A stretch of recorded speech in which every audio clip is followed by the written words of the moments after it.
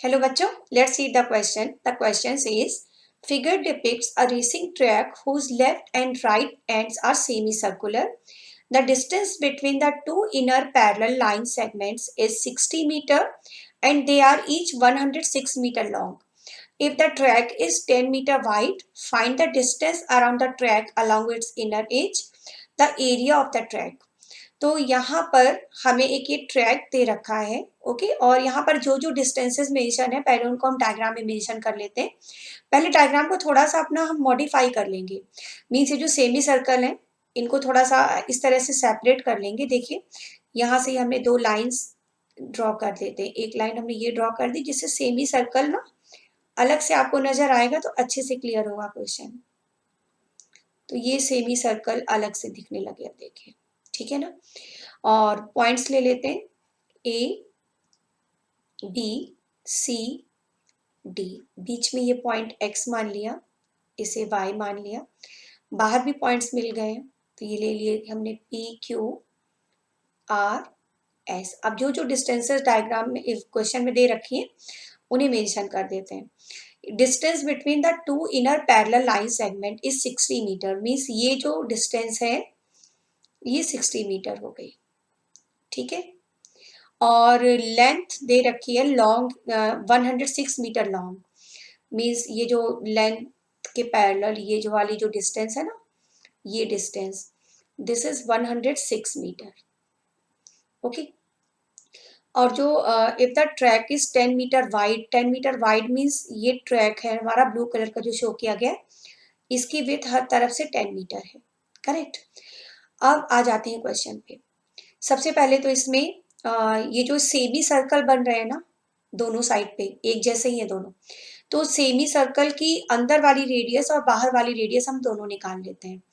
तो पहले inner radius निकाल लेते हैं सेमी सर्कल की। Inner radius of semi circle.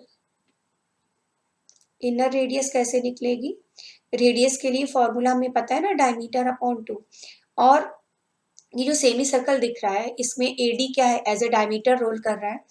तो एडी जब डायमीटर लग रहा है हमें, और एडी कितना है 60 मीटर, डायग्राम से क्लियर है। तो इनर रेडियस तो आ गई 30 मीटर। इनर रेडियस को कुछ नाम दे देते हैं, R1 लिख दिया ऐसे हमने। अब आउटर रेडियस और निकालने। आउटर रेडियस देखिए पूरी आउटर डायमीटर अगर हम देखें तो P से लेकर S तक पूरा आउटर डायमीटर है ना। तो आउटर डायमीटर कैसे निकलेगा, 60 में ये 10 और ये 10 मीटर दोनों तरफ से ऐड कर देंगे तभी तो आउटर डायमीटर निकलेगा, है ना। आउटर डायमीटर निकाल लेते हैं, उसे मान लेते हैं R2। R2 हमने ले लिया आउटर डायमीटर। आउटर डायमीटर क्या आ रहा था हमारा, 60 में 10 और 10 दोनों प्लस कर देने थे 80 मीटर। ये तो आउटर डायमीटर आया। रेडियस तो अभी डायमीटर का हाफ करेंगे तब आएगी ना। तो R2 अभी नहीं, R2 जब हम रेडियस निकालेंगे तब लिखते हैं, ओके। तो R2 हमारा हो जाएगा, R2 जो कि आउटर रेडियस है, R2 मीन्स आउटर रेडियस। तो R2 आ जाएगा 80/2 मीन्स 40 मीटर, ठीक है। ये R2 हो गया। अब इसके बाद अब क्वेश्चन करना आई थिंक हम स्टार्ट कर सकते हैं। सारी डिस्टेंसेस तो हम ऑलरेडी फाइंड कर चुके हैं। अब आ जाते हैं फर्स्ट पॉइंट पे। फर्स्ट पॉइंट हमें निकालना है the distance around the track along its inner as.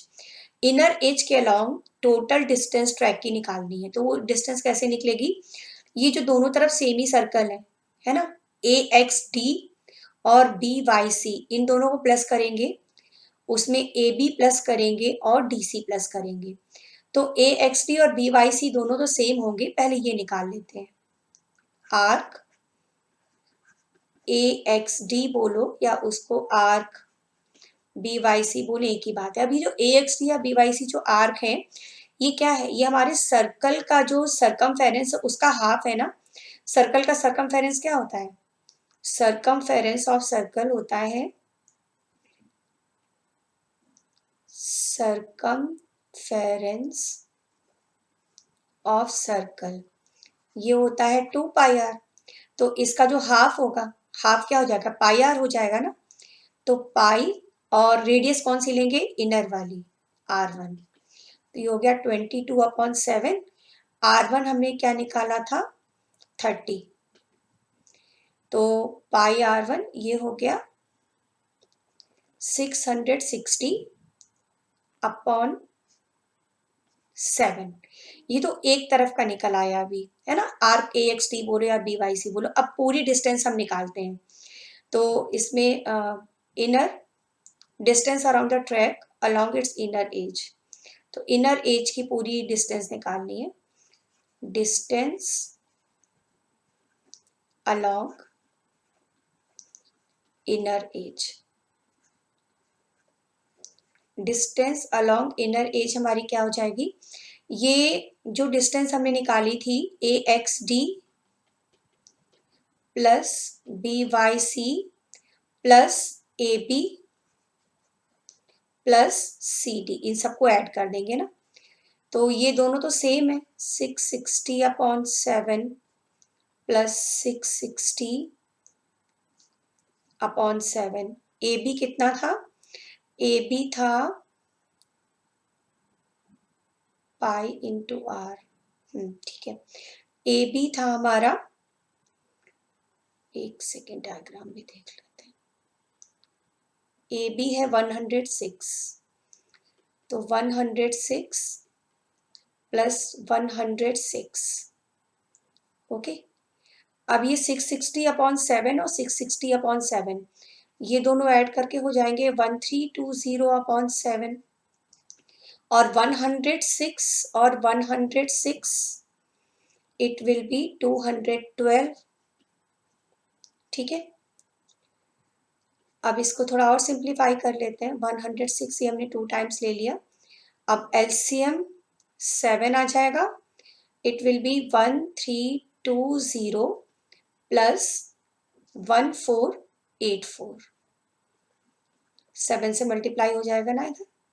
तो ऐड करने के बाद ये हमें मिल गया 2804/7 सेंटीमीटर में है सारी डिस्टेंसेस मीटर। तो ये हमारा फर्स्ट पार्ट का आंसर हो गया। जो पूरी डिस्टेंस थी वो आ गई 2804/7 मीटर। ये फर्स्ट पार्ट हो गया। Now come to second part. Second part में हमें क्या निकालना है, एरिया ऑफ ट्रैक निकालना है सेकेंड पार्ट में ना। तो अब देखिए एरिया ऑफ ट्रैक क्या हो जाएगा, एक बार देख लेते हैं क्वेश्चन ना कि क्या बोला है उन्होंने। हाँ, एरिया ऑफ द ट्रैक निकालना है। तो ट्रैक का एरिया निकालने के लिए एक तो हम ये जो एरिया PQAB है, ये जो ऊपर जो एक रेक्टेंगल सा बन रहा है PQAB, वो एरिया निकालेंगे। और सेम एरिया नीचे जो रेक्टेंगल बन रहा है उसका होगा, तो इसको कर देंगे डबल, क्योंकि दोनों एक जैसे हैं। ठीक है, अब इसके बाद क्या करेंगे, 2 टाइम्स देखिए क्या लेंगे। एक साइड ये जो सेमी सर्कुलर जो रिंग सी बन रही है, ये वाला सेमी सर्कल, ये जो ना अंदर जो रिंग सी बन रही है, ये एरिया कैसे निकलेगा, आउटर सेमी सर्कल का area minus inner semi circle का एरिया, और उसको हम ट्वाइस कर रहे हैं। तो आउटर और इनर दोनों को क्या करेंगे, सब्ट्रैक्ट, मतलब पाई, आउटर वाली की रेडियस हमने R2 मानी थी ना, पाई R2² minus pi R1²। Semi circle है तो ये 1/2 और आ जाएगा साथ में। ठीक है ना, क्योंकि हमको ये पता है ना एरिया ऑफ सर्कल तो होता है πr²/2, तो सेमी सर्कल के लिए अपॉन 2 और ले लिया हमने।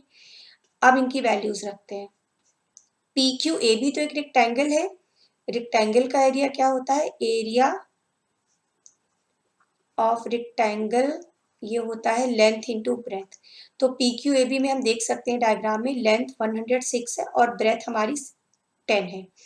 अब यहाँ से ऐसा करें ना, π/2 कॉमन कर लेते हैं ब्रैकेट में, π/2 कॉमन कर दिया और ये हो गया 40² माइनस 30², रेडियस हम पहले निकाल चुके थे।